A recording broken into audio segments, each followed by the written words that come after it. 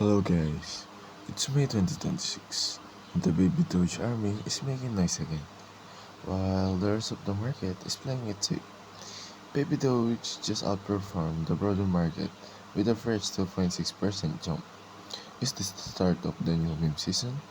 Let's look at the data. We're seeing a massive sector rotation. Capital is flowing out of the big coins and straight into community favorites. Why?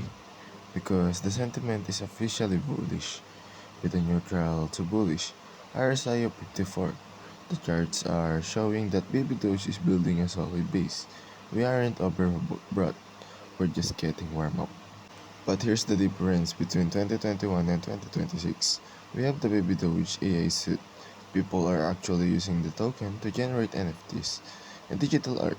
It's creating a functional sink. Tokens are being spent and burned every single day. Utility is the floor that protects the price. It's passive income.